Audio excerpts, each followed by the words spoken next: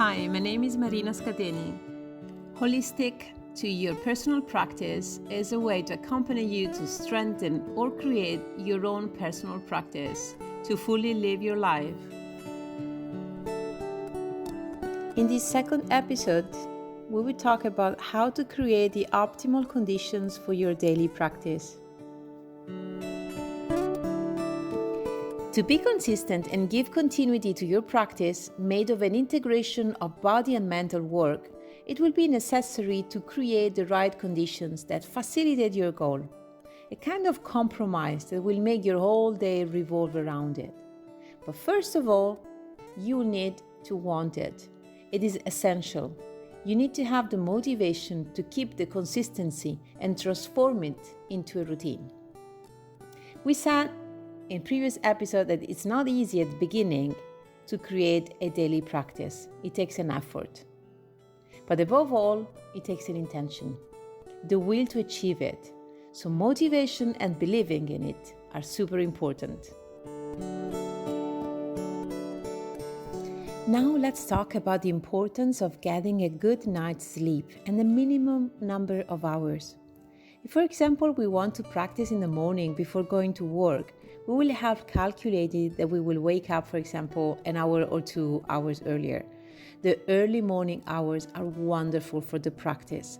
The air is more ionized and predisposes us to a faster connection.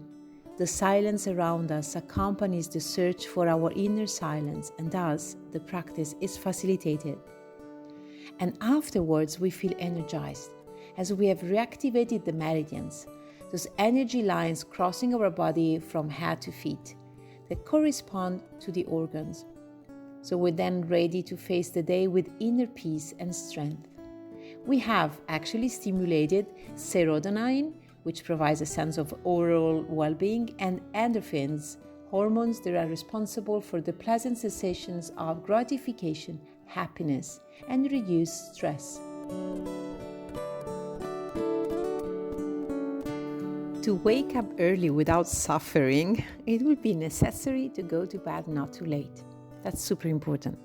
Various studies have shown that going to bed by 10:30 p.m. allows for better quality sleep, a more restorative sleep that maintains a healthy sleep-wake cycle, helps metabolism, aids healing process, keeps appetite balanced, and protects the heart. And I would add, allows us to dedicate the morning to our practice, because we will wake up with not too much suffering, willing and desiring to practice. But especially in summer, in hot countries, the cool starts to be felt in the evening. And we wake up from the torpor of the heat suffered all along the day.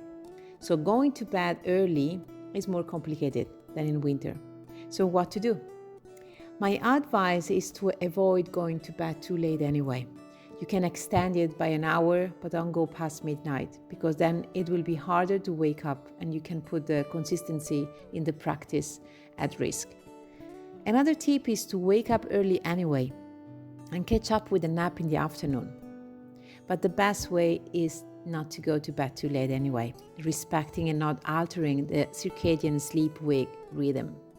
It is essential for a balanced and healthy life and for our beloved practice.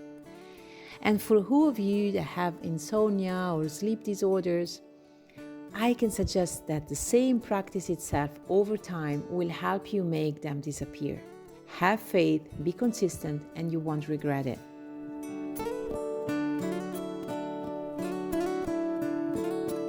A few days ago, I woke up at 5:15 in the morning without alarm on. I felt just refreshed. I probably had enough hours of sleep. I went to sleep at a reasonable time in the evening, so I had my restorative sleep.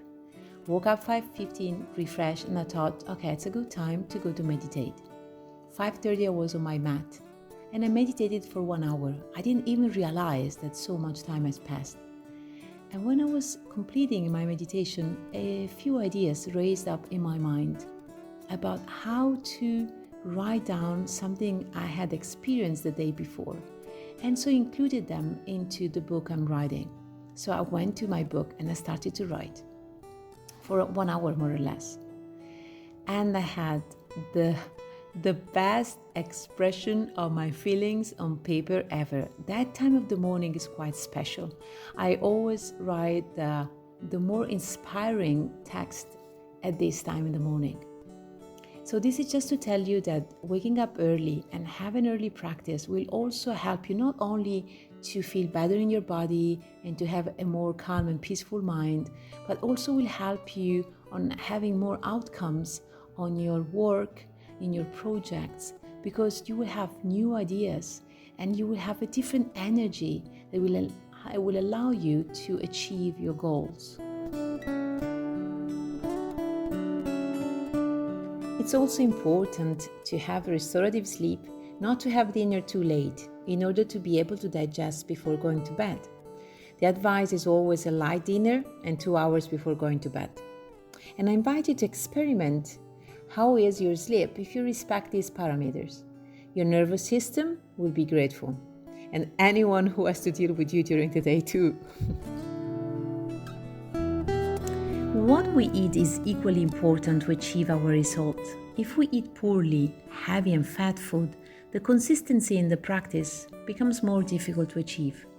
Instead, eating alive, fresh food with lots of vegetables and whole grains, you will see that in your practices, the state of calm in meditation will be easier to achieve, as well as elasticity, flexibility, and strength in your physical practice. The breath will be longer and deeper enough to reach every corner of the body, reoxygenating every single cell. So, what to do in the hours in between when we finish dinner to when we go to bed? It is advisable to slow down, to prepare for a regenerative sleep, with activities that are not too stimulating for our nervous system. So let's avoid computer, tablets, and phone. What an addiction we have to it. Even I have to force myself not to get caught up. And prefer to read books that inspire me. In the last few weeks, I've been reading an amazing book that I was just looking forward for the evening to arrive or to have any free moment in the day to go and read it. It's the novel of Dom Ananda, Respirer le Monde, wonderful, about his journey to India, Vietnam and Thailand through monasteries. We invite us to live fully here and now, cultivating love, joy and kindness. The choice of the music we listen to is also important. Sweet rhythms, or those that recall nature, tune us into vibrations that our body recognizes. You know about Masaru Emoto's study in Japan? He studied water under the influence of various external stimulations, like music, prayers, words. That same water was then frozen at a temperature of -4 degrees, and then they took a photography of it, of the ice crystals formed. The water that had been subjected to gentle, harmonious, delicate stimulation presented aesthetically beautiful geometric structures, while that exposed to deafening stimulation, to offensive words, were disordered, shapeless, and less pleasant.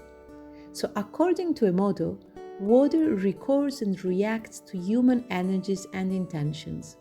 Since we are composed of about 60% of water, we are influenced by the vibration that surrounds us, just like water is. It is therefore good to surround ourselves with sweet, natural, gentle sounds. So let's avoid any toxicity that comes from what we eat, drink, and listen to it too. Let us ourselves use the word in a loving and gentle way. All this predisposes us to a tranquility and inner peace that allow us to rest better and have a better morning practices. Another good way to predispose us to have a good morning practice is to take breaks during the day, to pause, and to breathe at least 3 times consciously with awareness, to observe ourselves the way we are, how our body is, what we feel, where our thoughts are taking us.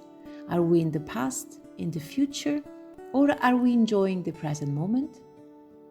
Zen Master Thich Nhat Hanh invites us to breathe 3 times in the joyful moments of the day, giving them space, watering the beauty in us and around us.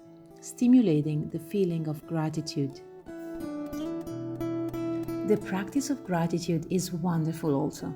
Before closing our eyes, let's think of 3 reasons why we feel grateful today. And let's breathe deeply 3 times. Our nights will improve and consequently our awakenings and practices.